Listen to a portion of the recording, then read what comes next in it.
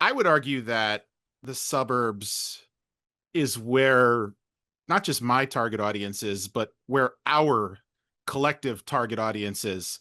Yes. Because at this point, people that are living in the city that are of our, age and demographic are probably living a different kind of life. Whether it be they're really engaged in high level business, or they're on the streets just trying to make it by. I when I look at people of our age, when I look at people that come out into the gloom, Hmm. I see men who are in the midpoint of their careers. Yep. And granted, I know you just started a business, but for all intents and purposes, you're in the midpoint of a career because you've gained experience from what you did prior to get to this point.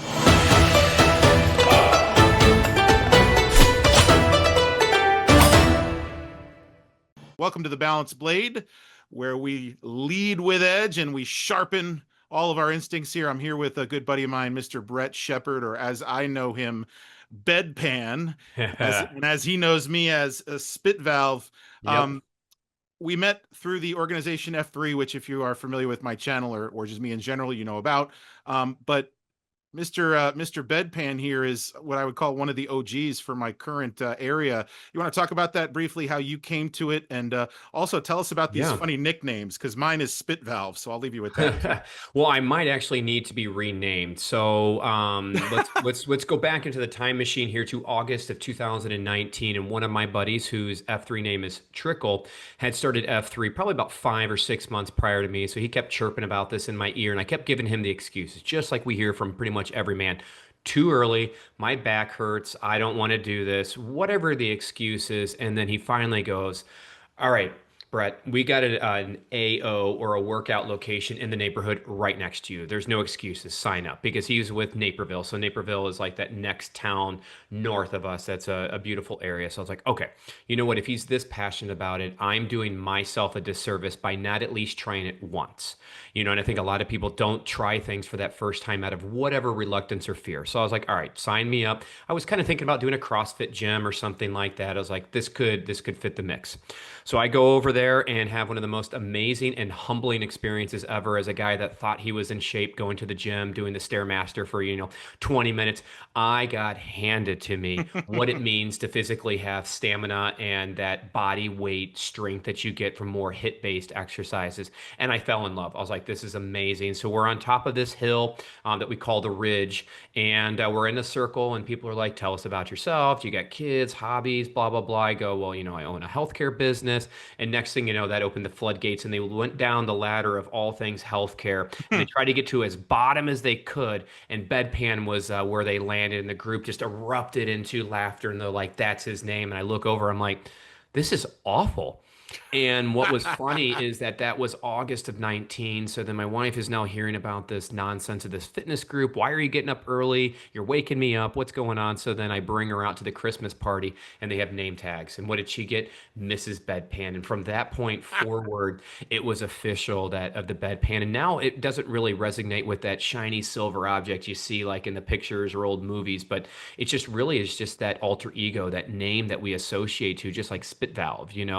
And with you being in band, we don't really resonate ideally, possibly with what it means that it's a device where the spit comes out of, an instrument, but that is the nickname. And that's cool because how many Roberts are out there? To be honest with you, I don't know half the guy's real name. So we probably have at least 5 or 6 Roberts, and that would be confusing, but we only got one spit valve and one bedpan. And I think that's the beauty of us adults playing as almost kids again and having fun and having nicknames and getting up early in the dark and going doing stuff before the world awakes. Like it's an amazing piece because we're not disrupting anyone, at five And o'clock in the morning. for reference there, I don't think you were at my very first workout, but because I'm also a black belt in Taekwondo, Ralph Macchio was the Mm, other option, and that's they too thought cool. they thought that sounded too cool.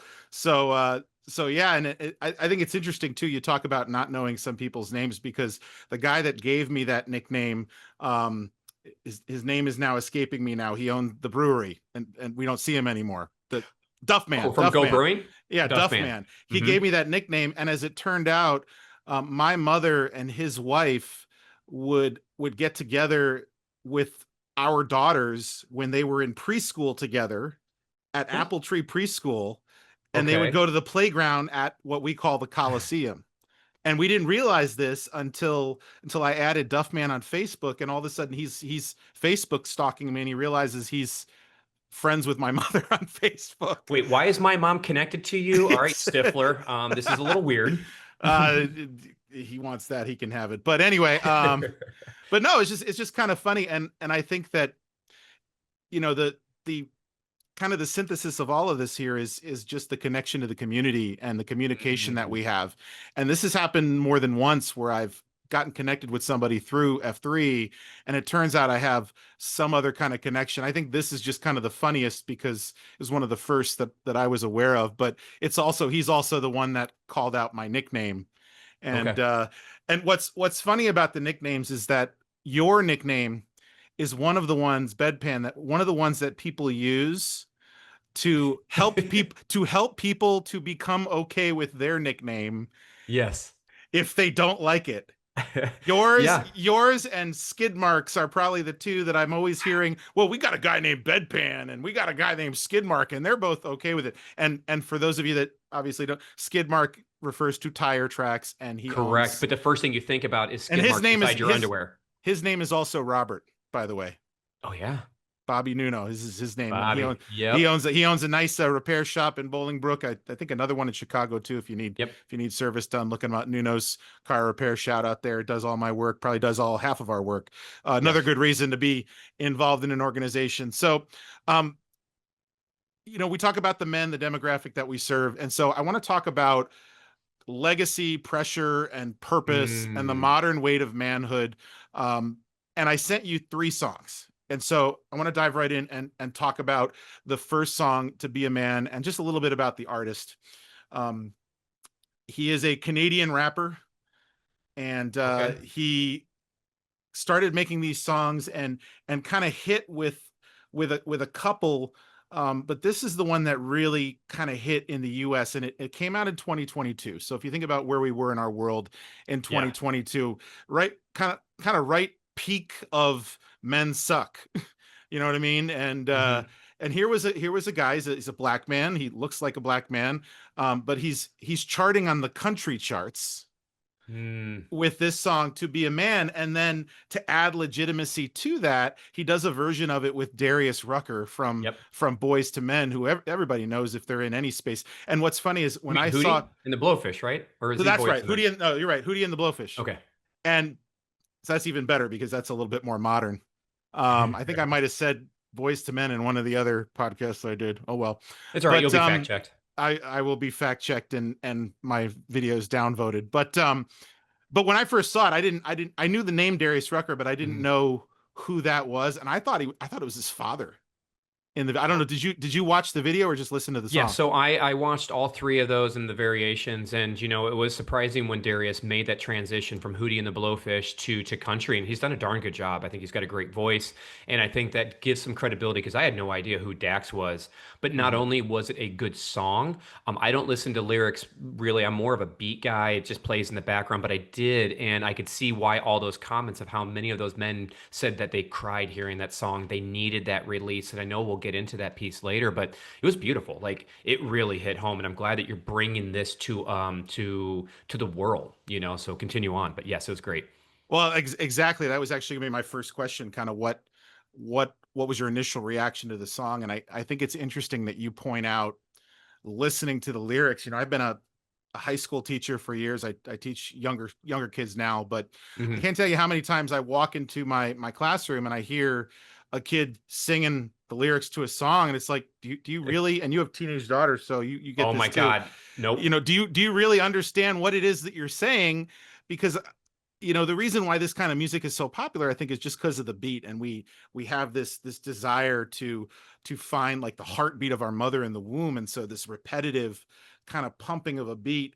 And I think people don't listen to the lyrics, and I think it's interesting that that's one of the first things that you pointed out. You also pointed out Darius and his legitimacy, but was there a lyric in particular that kind of struck your that you can I remember? I don't And think if I could really resonate on the piece there, but I think it's just the fact of the emotional part that he is touching to, and how men, we are emotional creatures, but we've been taught to that, I'll give you something to cry about. You will not share that. You are a weakling. You are, a derogatory word if you show that one. And him just coming out and showing these big burly men, like they're emotional too. They're out there grinding every day. And sometimes we don't get, that gratification or pat on the back when we get home. But then we also have to realize too that we need to lead at home and come home and be there for them and create that safe environment for the female. So it is a yin and yang in that song, that it's not just all that we need the woman to do it, but it would be nice to get an attaboy or a pat on the back when we're out grinding. But then we also need to make sure that we create a space for them too, So it's an interesting dynamic, and I'm glad he's touching on that one. and what's interesting about that, and I'm going to read a lyric for you in a second, but one of the kind of needles I'm trying to thread in this men's space is I'm trying to thread the needle where we're not disparaging other people, particularly women, by promoting men's issues, because yeah, you could argue that women cause some of the men's issues, but I would argue that it's poor male leadership that Mhm. causes that. But unfortunately, so much of the red pill space is kind of disparaging of women, and even when it's right, you're not going to change hearts. It's the same thing with political argument. You're not going to change hearts and minds by beating down another. But let me read this lyric to you then. Okay. And this is just the main hook of the song. So you hear this repeated. It's simply, I can't hide myself. I don't expect you to understand. I just hope I can explain what it's like to be a man. So just that first part. What are your reactions to Mm. that first part? I think it's hard for a man to put those things into words and then express that, And I don't even know if I could summarize what it's like to be a man, or more or less masculine, if you were, depending on those words. So All right, it next is part. hard. Yeah, go. It's a lonely road, and they don't care about what you know. It's not about how you feel, but what you provide inside that home. So one of the things that we got to look at here is, with the women, is to understand that we want to respond versus react. We want to create a space of safety and then also lead. Lead doesn't mean that we dictate and tell them, but that safety piece is something that thrives to allow a woman to be in her feminine. And, after a while, I think because we get transactional, we almost assume like, I need this, like go to work, create this home, pay the bills, do this so I can nest and do my part. But then it almost becomes a disconnection of, we're doing this together. Like, yeah, you're holding down the fort and I'm paying the paycheck, so we're doing this together. But then it starts to separate, and it's like, you're just the bringer of the money in, and now we just raise kids and you go to work, and we forget about that connection. So it almost becomes transactional in marriage a lot of times, unless you keep that connection going. Uh, Kind of responding to what you said earlier, that we can't cry when life gets hard. Unconditional loves for women, children, and dogs. I know everybody loves when a man says that. They always react fairly negatively, but then they can't refute it. But here's the part that touches on both what you said previously and what you just said. We know that we just have to play our parts, and don't nobody give a damn about our broken hearts. As a Mm. man, we got to pave our way. Our only function is to work and slave. There's no respect for you if you ain't paid. You're disregarded as a human, and you can't complain. And if you ever make it up and actually reach that place and find a woman that you love and give her your last name, you'll feel the things that you provide is only why she stays. And when you try to explain, so that's the first verse of this And I song. mean, that just hits home so hard right there, and then the rest of it. But I think what happens is that we get so disconnected from our own emotions and our own feelings, and then we kind of fall into this: the man is supposed to do this and the woman is supposed to do this. And what those constructs of marriage looked like, 50 years ago, where the man worked and the woman stayed in the home. We can't do that anymore. It's almost a dual income, piece now, and we're both doing our part. And when both people are out of the home and we only see each other for a fragment of the day, anymore, all we have is the stress from work, and then coming home to the laundry list of things to do, the kids, the transaction. You forget why we even got married, because we're just out there grinding. And if we don't have that self-awareness or that own love, then all we do is we feel like we're in a hamster wheel. And then all you want is just an attaboy, and all she wants is an attaboy, but neither one is going to give the attaboy because they expect it first. Wow, and yeah, ships passing in the night. I've heard that Hmm. analogy kind of put in there, and I think that's a great way to put it, because it it puts the responsibility on the couple rather than on either the woman or the man individually. And Yes. I think if there's one thing I've learned about being married is that neither of us really want blame placed on us in any situation. We would argue as men that women are worse, and I'm sure they would have an argument against that too. That we don't But listen, we're insensitive, you know? yeah, or whatever it is. But the one thing I'll say in response to all that is that I think that in society there's a lot more information out there about what it is to be a woman. and Mm. and I think there are some people politically that are confusing that, unfortunately, but that's a separate issue. But just in terms of the experience, if you think about it this way, um, what do our mothers tell us, their sons, about women?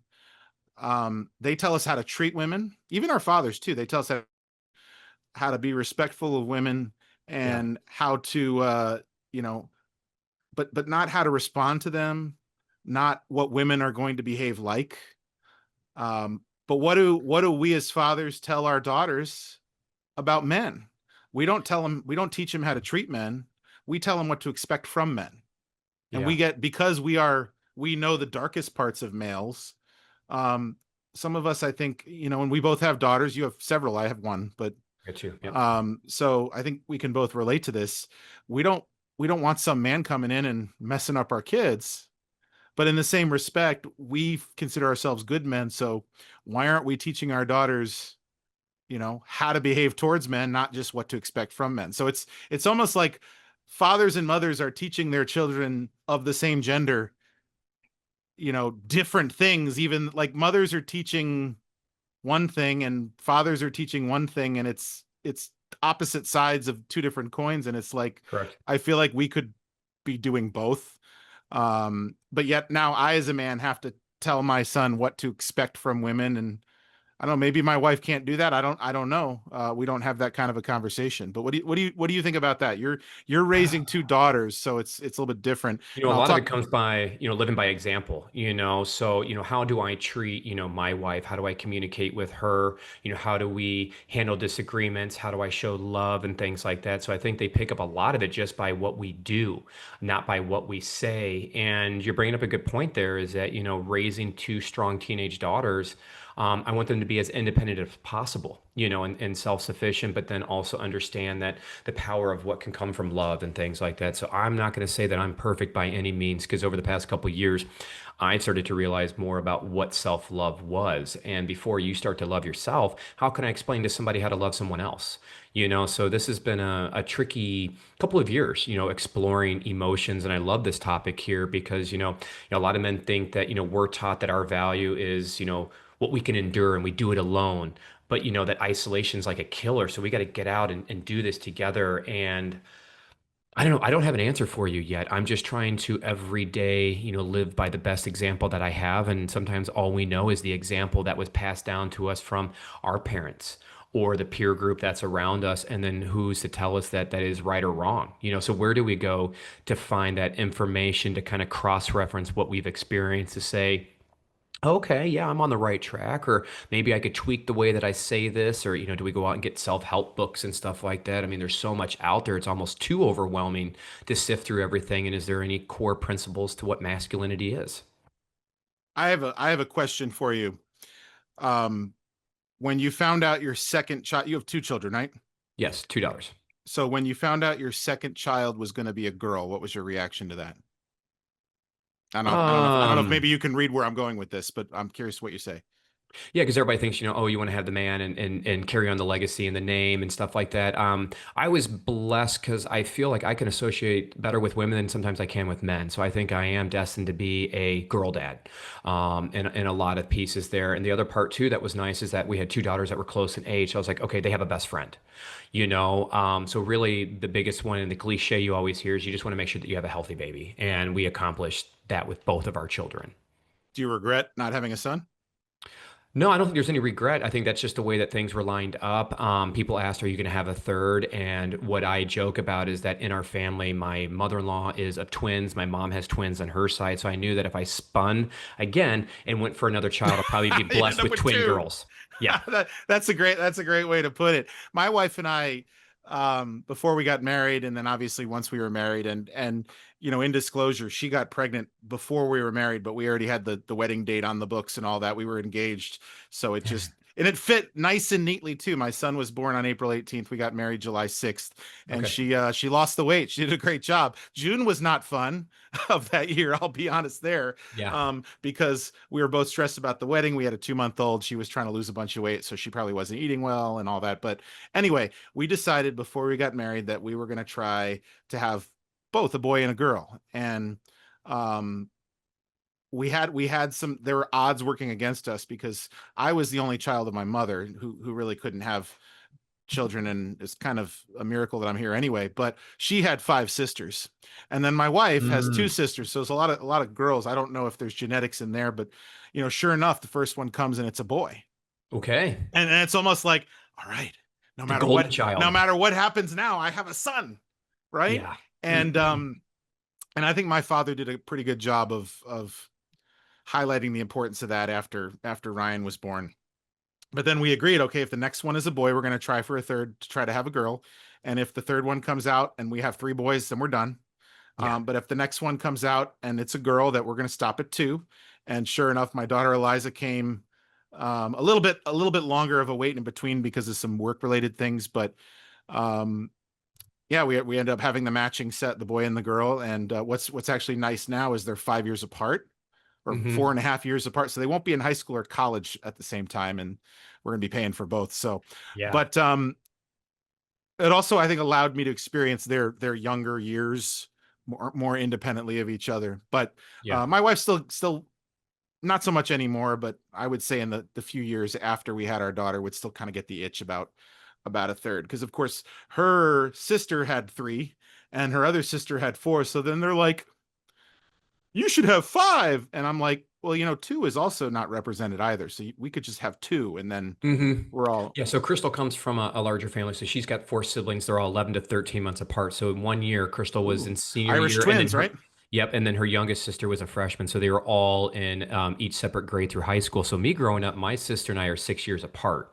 So it was almost like being an only child, separate sex. So I was never used to this large family. We didn't have big gatherings with like all the aunts and uncles because there was a falling out with one sister on my dad's side, the sister on my mom's side. So I never really felt that. And then with Crystal, she's like, yeah, let's have everybody over for the holidays. And I was so used to just having a smaller group. So it was interesting, like you said, four kids and brothers and sisters, and then me with my sister, and our relationship has definitely gotten closer since, age isn't an issue now. We're both adults, we both have kids, it's all good. But growing up, it was different. And I haven't thought about really truly felt emotional about it yet, that the Shepard family name is dead after me, unless my daughters are badasses and tell the man to take on their name, or they just don't get married, or whatever the case is. But that hasn't hit home, that true Shepard family legacy is will be done with me.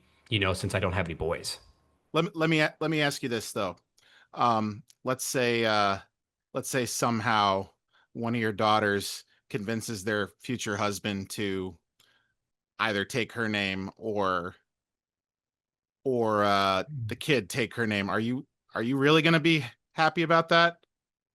To be honest with What? you, I don't need any disruption or issues around the legacy of a name by any means. Uh, So it's not like I'm gonna, carve her out a little extra in the will just because she kept the Shepherd family name going. So and I I'm only I sad. only asked that question, and again, I have a son, so I don't have to worry about this. But I have very much normalized it to my daughter, who's 8, that she's going to take her husband's name, and I Okay. would be and I would be upset with her if she did not. Yeah. And part of the reason why this is a conversation that we had, and it's something that showed me something about my wife. So my son was born before we were married, and my daughter is the youngest of three, and there are boys and girls in both of the families of her two older sisters, but obviously their last names are not Caranda, which is my father-in-law's last name. And my mother-in-law, now my father-in-law would never ask this, but my mother-in-law tried to poke a little bit and say, well, he was born before you were married, so shouldn't his last name be Caranda? And to my wife's credit, she shut that down real fast. And I give her a lot of credit for that because honestly, that could have been a big problem for us if she had even asked me what I thought about that. Yeah. I might, I'm And that might have been a something that really would have poisoned the beginning of our marriage, which mhm. obviously started just a couple months later. So It'll be that's interesting to see what happens. With my oldest one being 15, what is that going to look like now? Because I think the constructs of marriage are changing. We got this younger generation not racing to get married like we all did. Is it just going to be more life partners? Who knows what the world's going to look like at that time? I mean, I don't know. Well, I guess we'll just have to cross that bridge at that time. well, we talk about building a legacy. I don't think men have changed in what they want. I think they've changed in how they communicate. Mm, And I have some thoughts on that, but I want to ask you a couple of questions, yeah, and if you give me some concise answers to them, just so we can keep moving, because I know sometimes your answers are very, very detailed, very, sure. very detailed. So try to be concise here. You mentioned the past couple of years being a little bit tough, and we don't have to get into the details of that, but was there a moment in your life that you didn't feel like you were allowed to struggle?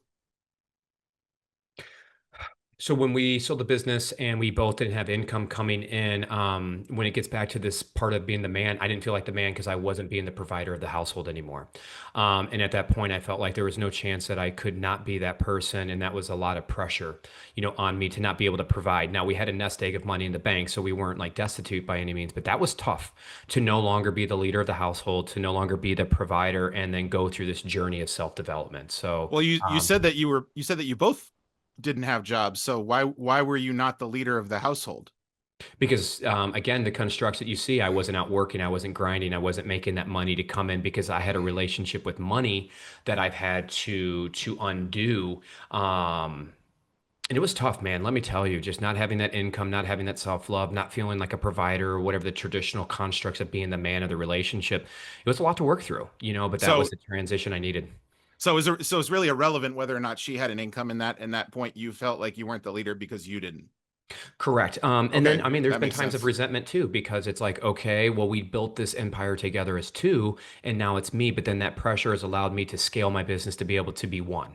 And then she has the freedom and the flexibility to build what she needs to do. Interesting, interesting. So, um, talking about something here. I'm just trying to see if we can segue onto kind of a next thing. So you've transitioned into a new business situation, Yep. and obviously I kind of met you from my perspective maybe a little bit more than halfway on this journey. Certainly time wise a little bit more than halfway.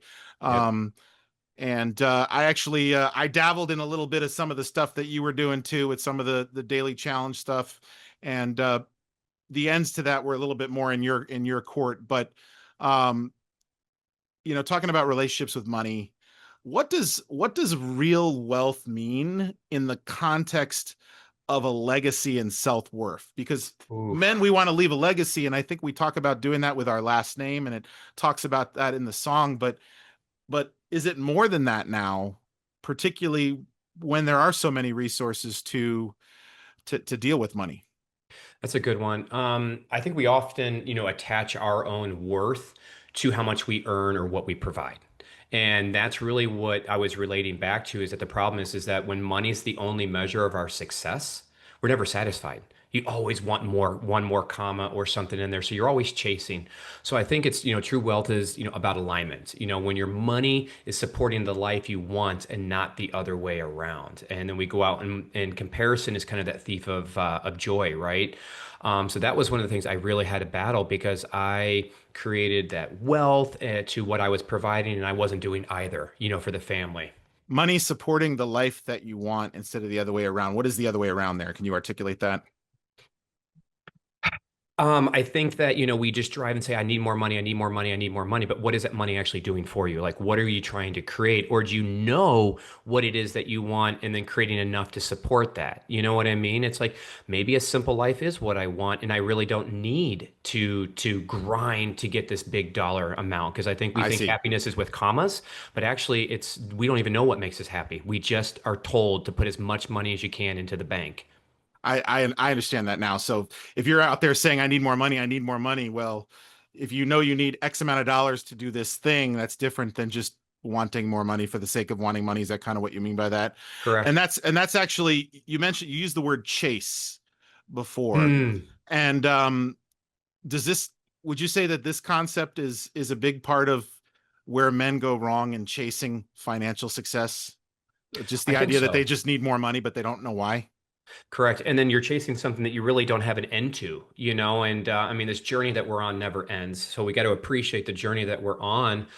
Um, Yeah, I've really reflected on what's most important. I'm grateful because I live in a beautiful home and I have all the resources and things that I needed. But during this transition, I was never grateful for what I already had. You always want more or something else. And then I had to take a step back and go, damn, I did a good job. We have built something that's beautiful and I don't need more than what this is. So what do we need to do to maintain this one, but then also have those resources to pack away to be able to create that passive income so I can retire safely to have the flexibility of doing what I want when I want with who I want. You know what I mean? Yeah, and kind of tying this topic together, you also mentioned the idea of men measuring their worth in dollars. How can we start measuring our worth in legacy when our legacy is so connected with the dollars? Because I think what we've kind of been alluding to, this idea with men and money, is we want to have something to leave our kids. And Hmm. when we say have something to leave our kids, I think we're talking about money or things of monetary value like property or other kinds of assets. So how do we understand that part of it, but also not make it about the money? Yeah, I think part of it too is that we got to start reflecting on ourselves. It all starts with our relationship with ourselves and then understanding that part. Because I'm meeting with a lot of pre-retirees or retirees. We're talking about estate planning, getting into the idea of money. And a lot of them go, I'm going to live my life and spend all this money. If there's anything left over, I'll give it to the kids. So, there's not a huge camp that says I'm trying to leave this whole earmark out there because, again, we got folks that are kind of on that cusp of having just enough to create, a modest retirement. So I'm not seeing nearly as many people saying that they want to. And what I'm trying to do is flip that on your head. And especially for us 40 somethings, the biggest impact that we have is living the legacy through showing them. So let's teach them that financial literacy now while they're young. Let's teach them about being healthy. Let's teach them about being mindful. Let's teach them about being active. And the legacy that you're going to create is something by doing than just going, hey, here's, $500,000 when I die. Congratulations. Are you going to know what to do with it if I never taught you any of those base principles or you only learned everything from TikTok? Yeah. Yeah, that's interesting. So when you have these conversations with potential clients or, people, and you're, to be clear, you're dealing with, are you dealing more with couples? Are you dealing more with men? Are you, who have you worked with thus far? I know your business is kind of in its infancy. So both. So just from the workshop alone, I've had more couples that have come in. We also targeted and looked for individuals with X amount of net worth. Do they own a home, married within these geographic areas? But then Right. I've had a lot of these folks are divorcees. So there is a lot Mhm. of second marriages that you see, which goes back to what you said about the divorce rate going up. And then we got to discuss blended children. So we won't get into estate planning, but it's very interesting to see the group that I'm working with is a second marriage, and a lot of them don't have a blended family, like they don't have kids together. I see. So how do you first get people to focus on what matters most? Surely some of your values have to factor into that, but what do you listen for in terms of what they say to you to help them do that? Asking them to kind of, paint the picture of what they think is an ideal retirement, which could be a showstopper, like you just see like this deer in headlights. And that can be a very emotionally tough type of question because now you got to think about not only, oh my God, I am at retirement. What have I accomplished? And now they got all these racing emotions going through. So the money in this industry is the easiest thing to work with. It's a finite amount. All right, you got $1 million, 500,000. Okay, there's only so much math we can do to do that piece. But understanding how do you want that to be spent and what is it that you want as a quality of life and where do you want to go? That's a hard question that no one ever asks these folks. And then they get hit across the head by me asking a question like that so I can really help to drive that purposeful retirement piece, because everybody focuses on all of these advanced strategies of, protecting your money and all this stuff. Yes, it's all great and done. But the most important thing is that how are you going to use that to live your life? I I've been a school educator for a long time, and it's a career that I'm comfortable with and comfortable in. But I think, like a lot of my colleagues, I'd love to do something else, maybe. But I picked up this book one time, and I can't remember the title, but I'll look it up and I'll put it in the description when I find it. But it's about leaving education, and the first thing Mm, that it asks you to do is to try to figure out why you became a teacher.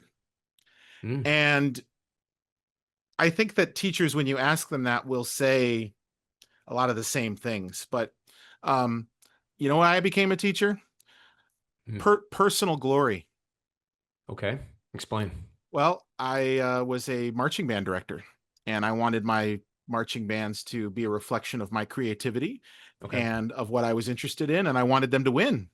Now, that's not the only reason that I became it. Did I like children? Absolutely, I like children. Did I like seeing positive outcomes of children? Absolutely. And I think those are the things that have caused me to continue to find positives in the profession, particularly now teaching younger children. There is very little personal glory in teaching a second grade or anything, but Hmm. there's a lot of glory for them, and you could feel good about that. But in the world that I was in, and band and marching band and all that becomes it's a hobby and a passion, and then they become directors, not necessarily because they want to share this passion with students, but just they want to share their passion. They want to be affirmed in that. And Okay. so what I discovered through just that first question was, I was, as growing up, my mother was a teacher, her mother was a teacher, and I was affirmed every single time I went anywhere in the education space. I was affirmed. Oh, you're a natural teacher, I was told. I would go sub at my mother's school. Oh, your son is so great. Is he available for this or that? And I was good at it, but I was just affirmed so damn much. And eventually, like after the first year of teaching, I had a good first year. Like that affirmation goes away, and it's like you're settling into, ordinary time, to use a church reference.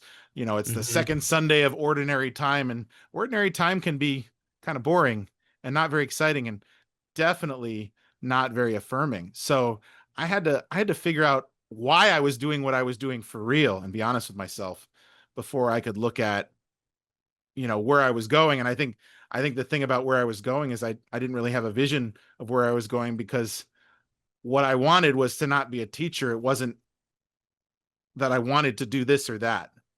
Yeah. Um, do you have a kind of a journey?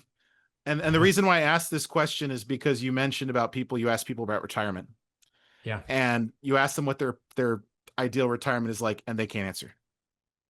They just know they want to retire, but they don't know why or what.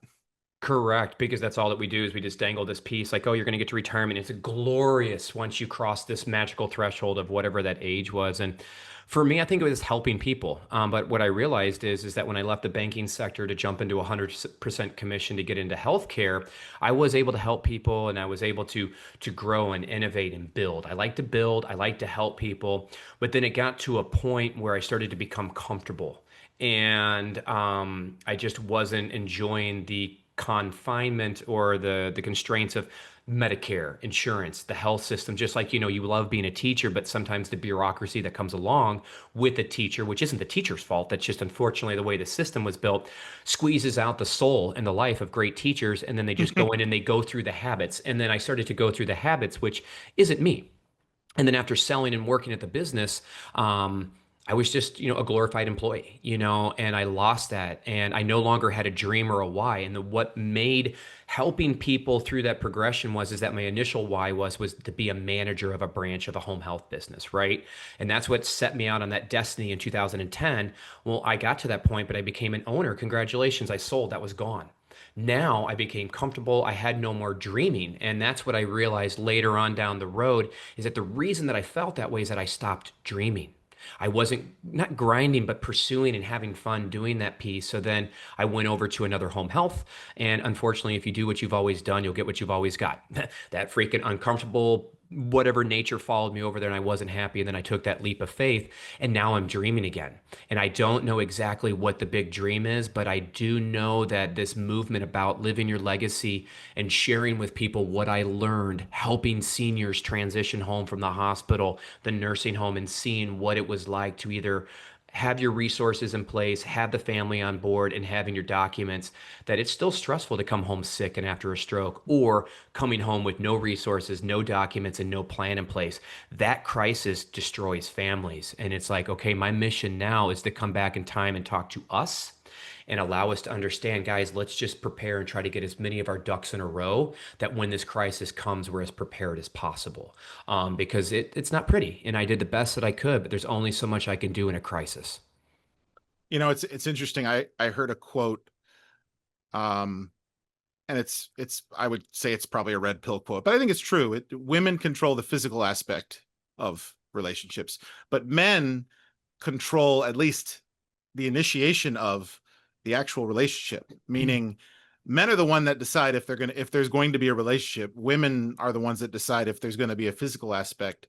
And I'm not asking you to react to that, but the reason why that quote came into my head is because, from my perspective, by helping families, by helping couples, I think you're helping men Yeah, I think more so. so than you realize. And it is our responsibility to bring the woman out of this masculine world that they live in by leading them and creating a space of safety. Once you do that, they open up to you, pun intended. Yeah, it is partly our responsibility, and they control that because if we don't create that environment, they're going to shut that shit down. I love how you said that with a straight face too. That was fantastic. Um, Peace of Mind Financial. I think that's a great segue into the name of your business that you've gone here, because Yeah. I think when you listen to the two songs, and the third song, well, the second song was called A Real Man, and we don't need to react to that, but I think it just gives us some Hmm. content. Um, what do men want most, more than anything in the world, besides leaving a legacy, is they want peace, I think. Yeah. And so talk about where you came up with that title and how it relates to your experiences. So just going through what I call a midlife awakening, this whole journey has been very somewhat suffering that I've created on myself. Some of it, it's just the journey, and starting to become more mindful of things. I think we all, like you said, want some peace of mind, and a lot of it starts just with kind of getting that financial house in order. Let's take a look and get that debt under control. What are we doing to create that income that we're going to need in retirement? But that's all great. But the real big piece about the peace of mind is understanding what is it that we truly desire and what makes us happy. And I don't think a lot of us think about what makes us happy. My parents wanted me to be a doctor, so now I'm a doctor and I grind, and it's not what really makes me happy. So I think that we get so stuck into the constraints of what the society or family or the peer group wants you to do, that no one's really doing what they want to do. They just found an opportunity, they got stuck with it, they got comfortable, and they're like, well, this is my lifestyle is based upon this salary, so I can't do anything to disrupt that one. And we just we're not living anymore. We're just kind of getting up every day and grinding in the matrix. And then we get a little bit older and we forgot, God, I'm 62 years old. I'm overweight. I got hypertension. I'm not healthy. I don't really have a mission and identity. Now it's time to retire. Now I'm looking at the wife that I haven't spoken to for real in the past 40 years. The kids are out of the house. What the hell do I do now? Like, how do I sit with myself? I can only sleep in and drink coffee till 2 o'clock in the afternoon, so many days a week without purpose. And then, unfortunately, without purpose, men start to wither up and die. We need some sort of purpose, something that, even if that's going out back and pounding nails into something, but we need to have some sort of purpose-driven mission, because I can't say all men, but myself, I like to be active. That's my love language, is doing things. And if I don't have something to do, and it's just me, my lazy boy, and CNN or Fox, depending on what flavor you want to be poisoned by, and that's all you do all day long, I mean, that's a slow way to death on what you're ingesting. It's interesting. There's all this talk about retirement, and obviously your business is kind of based on that. But as I look around to some of the most successful men in our world, um, none of them are retiring, and they're all Mm-mm. very old. I mean, even politicians who, I mean, by financial metrics, you would consider successful. Whether or not they are successful people is a debate, but they're all so old, and nobody's retiring. I mean, they're retiring when they physically can't do it, Correct. but they're not retiring because they've reached the end of that. And yet you look at, kind of the boomers are the group that really, I think, normalized kind of our structure, and unfortunately that structure is fading. But this idea of I'm going to get a college degree and then I'm going to go work for 35, 40 years and then I'm going to retire in my 60s and then I'm going to enjoy the last, however many years of my life. And I look at that and I go, well, unfortunately that's probably the path that I'm on right now, but if I really love what I'm doing, why would I want to stop? I don't think you need to stop. And I think that's one of the big things here is that most of the times people have been grinding 60-hour weeks for 40 years of their life. And then one day they just put their tie up, they put their keyboard, they shut down the laptop and they're done. I don't think people really look at like a slower transition in or maybe somehow a consulting piece in what they're doing because most employers, they wanted to get you off the books and stop paying your salary. And now it's time to move on. And there is no reason why we should stop doing purposefully driven work. And that could be volunteer, that could still be working for an income, or maybe you're a greeter somewhere. It doesn't mean that you got to stop. I think we don't really realize what is that purpose that's going to make me want to get up and enjoy life if it's paid or not. Because I don't think it has to Well, be paid.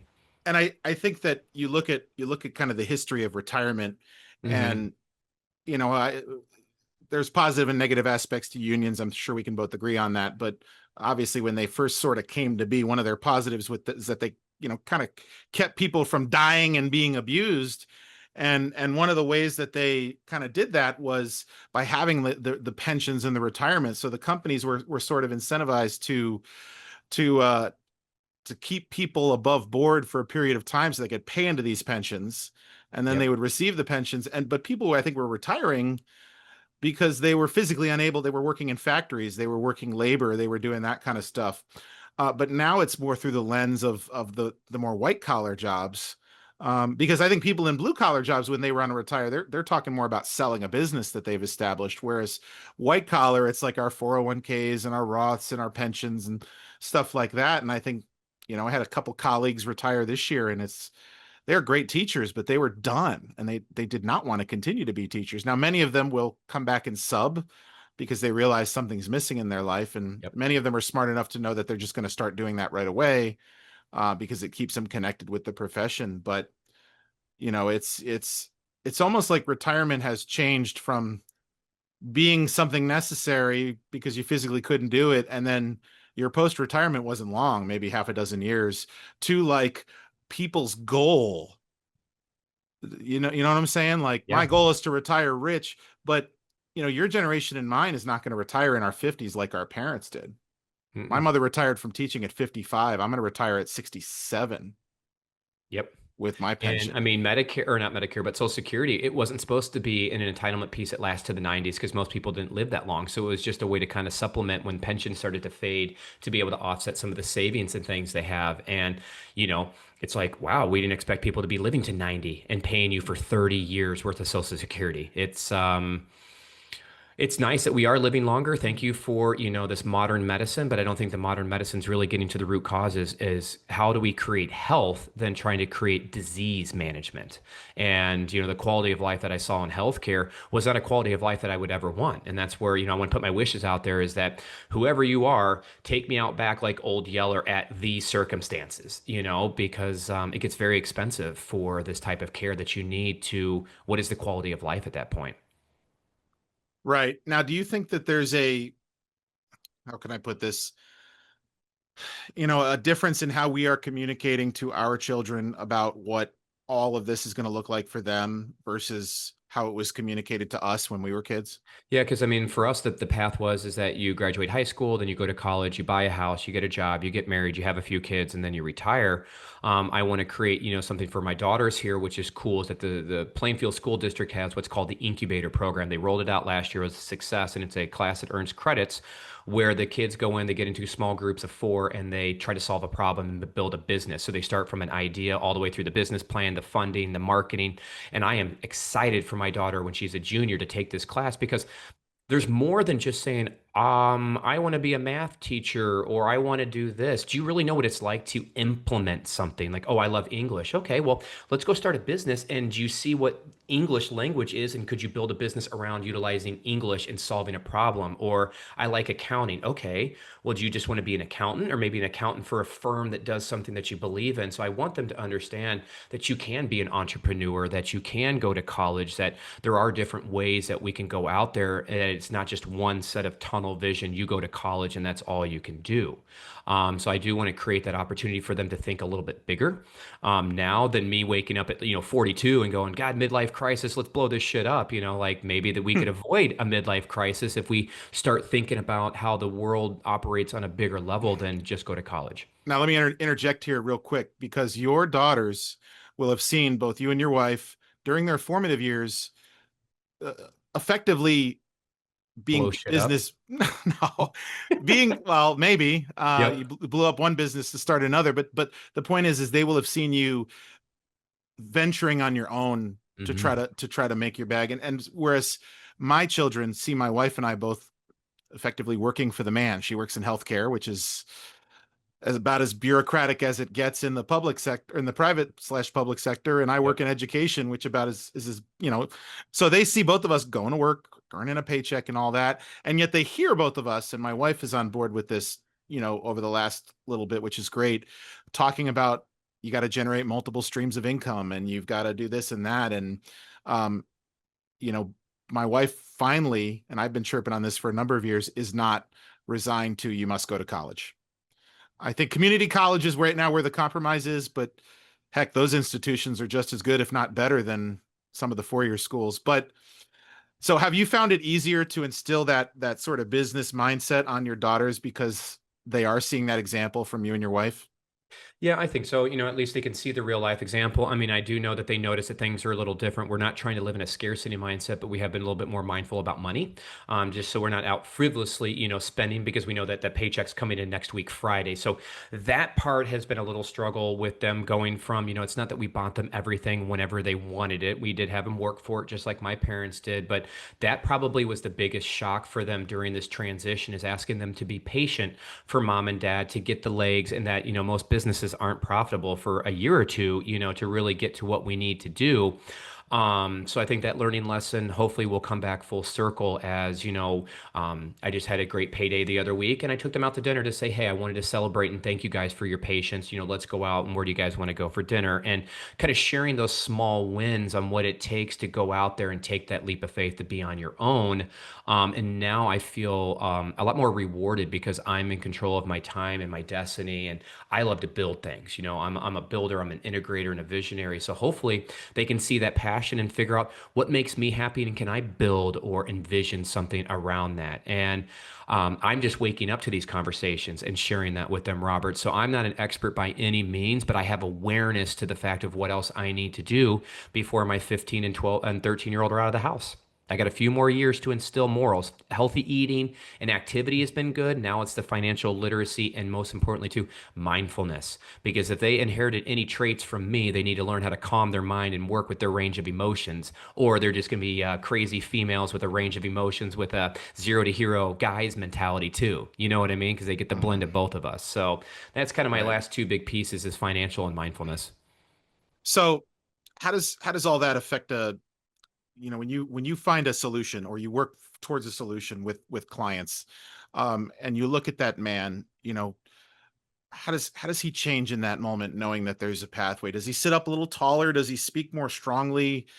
Do you even notice that? Is that something that you notice in your clients? I do because I mean that's a big thing here is I talk a lot about, okay, so how do we feel about this question and the feeling of this? And like even when I give them the intake form when we do the estate planning, it's very simple. Who do you want your successors to be? What properties do you have? Who do you want your beneficiaries to be? They're very straightforward questions.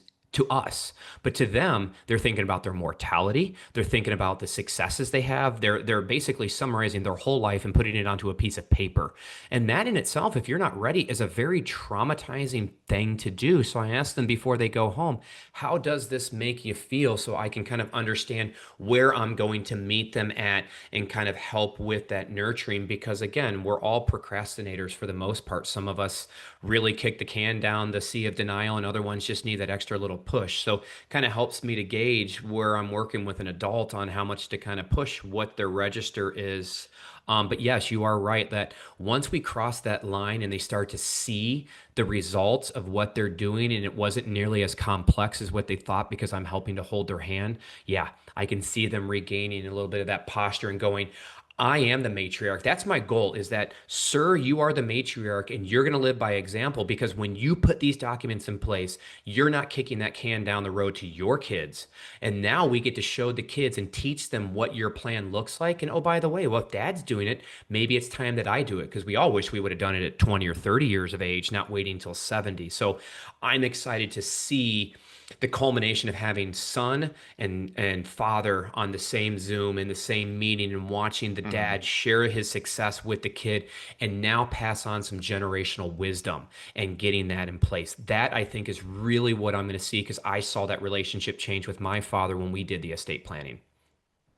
Yeah, clarity. You're bringing clarity. It's almost like you're helping people create that outline and simplify a little bit. Do you think that, why do you think a lot of men don't have clarity? And particularly in the way that they speak, the way that they carry themselves. I think clarity means that you have to be emotionally in touch with yourselves. And we've been told that our emotions are irrelevant. Just continue to grind, put your head down, and do the work. So we don't have that emotional register or range to even be able to start processing that stuff. Because once you calm your mind, then the clarity kicks in. And that's where you get those downloads and you get those thoughts that come in. And then you can start to think larger. But we're so stuck on do this, grind, grind, grind, that emotions that I'm feeling, all that energy that's stuck in my body, we don't know what it means. We just know that we don't like it, and we just keep our head down and keep going. But like F3, to think that at a workout we can do a COT, and you've heard me talk about it. Hey, I'm messy this week, guys. Hey, I've had this milestone. Hey, I'm feeling down. Not having an outlet like just that simple time to express my feelings. Most men don't know who to express any feeling to. So they bottle it up, they put their head down, and then they wake up one day depressed, overweight, and angry. Hmm. I like how you tied that to emotions and mental health, because I think for me, getting into the men's mental health space is really where I'd like to be. But I think it's Mm. tough to get men to invest directly into that. But here you are helping men, and I know you're helping couples. I'm just focusing on the men because you Yeah. are a man, you can understand the men, helping men find their peace of mind, I think which because the women are more in touch to their feelings, I can resonate with them right off the bat. But it is going to take some nurturing to get that man out of this cave. Because we all know when we get in the argument with a woman, she wants to deal with it. We need to back into our cave. And it's like, don't enter my cave. Give me a moment. But us as men do have to come out of the cave and face that problem. But then there's that nagging bear sitting there waiting for you. So it's like, all right, create the safe space. How do we allow her the space to say, hey, you're going to be heard? And then, ease the man out of whatever that emotional cave is, so he can start to process and work through it. But then she's got 20 years of bent up. You've been in this fucking cave this whole time. Like, how do we create that space to allow him to open up and let her back off and accept the fact that, yeah, it's going to be a process for him to start opening up? Because you can't expect him after 20, 30 years to have the same emotional range as a woman does. Because again, men are from Mars, women are from Venus, or vice versa. I don't know. It's going to be very interesting as I continue to work with the clients, because I can resonate directly with the ladies, but then helping those men come out of the cave. I can't wait to come back maybe a year from now and give you some more examples of what that looks like. yeah, I think that's a great way, because I think my angle with it is helping them to speak clearly, helping them to be able to Mm, stand up and speak off the cuff, almost like what we do for our COTs. What I've been doing for, you know, over 20 years as a teacher. If anybody thinks that we as teachers sit there and script out everything we're doing, no, we do not. But also teachers are mostly women, and women seem to have that ability to stand up there and do that off the cuff in a variety of environments. And I think men can stand confidently and they can be confident, but they can't necessarily stand up there, at least stand up there and make it seem authentic. Mm, I feel like with men, you smell bullshit yeah. right away if it's bullshit. Women, I sometimes can hide it, maybe. Um, but men, if you are being authentic, truly being authentic, and there's maybe that's where that knowing thyself and some of the journey that you've taken And that I we think we overanalyze. We're very critical, and we think that that's a strength, which it can be. But I think it limits us too, because we're so precise and calculated in everything that we Mhm. do. And how efficient can I get through this lecture with these kids instead of just going with the flow, engaging with them, keeping them engaged, and having a good conversation? We're like, okay, well, I got 5 minutes. What can I do? And I know that my relationship with time and precision has been something I've had to work on. It's a gift, but it can also be a negative. So give me as we start to kind of bring it home here. Yeah. I know we're both up against a couple of hard stops, but give me give me three things from your perspective. One mental, one physical, and then one thing related directly to what you're invested in there in the financial that a man can do or start doing regularly that's going to give him some quick results just to get going, to get off his. Mental. I'm a very physical person. So one of the gifts that I have found is what's called breath work. So you can do Wim Hof has made it very popular. That is Mhm. something to allow you to get out of your mind and into your body and really start to feel what you're doing. So there are so many great breath work exercises that you can do that are guided on YouTube that will then lead into a meditation. Because once you get out of your mind and into your body and you start to process and realize what that is, then the clarity of going into a meditation is huge. So if you could So, even meditate for a minute a day with no intentions, no, I did a bad job, you'll be surprised what that looks like. But just like you and your running, you can't run a 10K right out of the gate. So you may only be able to run a quarter mile and you don't feel accomplished, but keep doing that habit. So mentally would be the breath work and meditation. Physically, getting up in movement. I don't care what your movement is. For me, personally, I love doing our boot camps, but there's some days where I say, you know what? I'm going to sleep in a little bit and just go for a walk. There is nothing wrong with a couple mile walk to say that, oh, you're not athletic. So if you can't get out and run and do a burpee, get up and do a walk. Go walk in nature. We don't do stuff like that. So any sort of movement, especially for us men too, maybe incorporating a little bit of stretch and yoga because we all sit sedentary in our chairs and we sit in a car. We're never up and moving. Our bodies weren't meant that way. So I'd say yoga and stretching along with some sort of movement is key for longevity.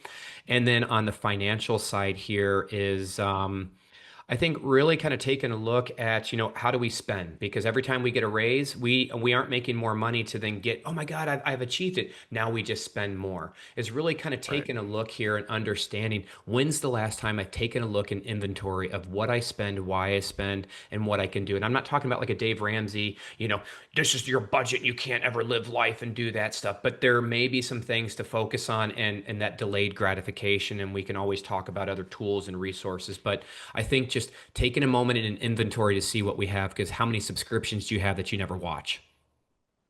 Yeah. Yeah. I'm just replying to Zimmer here because Yeah. on Q tomorrow, he's filling in for the site Q there. And I was complaining about how there's too much going on tomorrow and there's nobody coming to any of the workouts. So I'm at the Ridge. But Okay. anyway, yeah, just kind of bringing it in. I love that you just called it movement.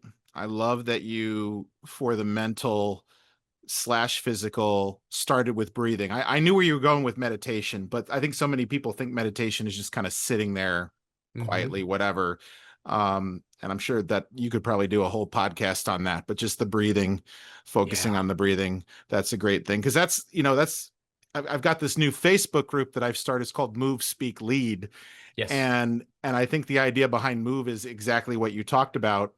um you're using the financial aspect to kind of dig into the leadership. I'm using the speaking aspect to kind of dig into the leadership, but for both of us it starts with Move.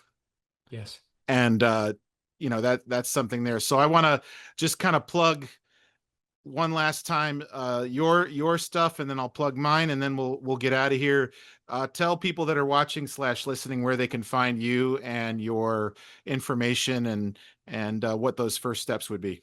Perfect. Sounds good. I do want everybody to know, just give yourself some grace. All right. Is that we give so much judgment and we compare. Just give yourself some grace. Know that you got to this point for whatever it is, and take a breath and realize, where do I want to go from here? So you don't have to carry it alone.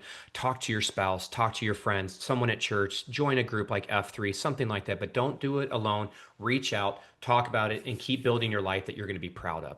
So if you want any help on the estate planning and living your legacy or the financial education, you can reach me over at Peace of Mind Financial. So I got my Facebook page, and then conscious-retirement.com.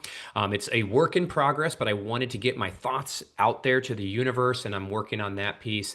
And then again, you can find me in the gloom over here in F3 Plainfield. I'd be more than happy to take you through a great exercise of movement. So Peace of Mind Financial. Great. And if obviously if you're not in the Chicagoland area, uh, that's not going to stop you from working with Mr. Shepard here Correct. in the business. But it's also not going to stop you if you want to get out in the gloom. You can go to f3nation.com and find these workouts. You can see very clearly from this that our relationship is kind of formed by that. Yep. And along those lines, I'm plugging my Facebook group, Move, Speak, Lead. It's small now, but it's going to grow, especially as more people engage with it. And engagement's always a thing, but we've got to start somewhere. And I've also got the guide, Say It Strong, which is going to help people to learn to speak off the cuffs. And I'm just being honest here. I'm not trying to sell you anything. I just want your email address. So if you just want to send that to me, and I'll give you the guide, and you can find the link to that in the description below. But we have been here with Brett Shepard here, aka Bedpan from F3, and Dr. Brett no, not Doctor, just Mr. Brett Shepard Yep. from Peace of Mind Financial, just talking about men's issues, leaving a legacy. So thanks so much for coming on here Thanks, Robert. and giving me some material that I can refer some great people back to. And everybody out there in the world, you stay sharp, and we'll see you Thanks, next guys. time. Be safe. Cheers.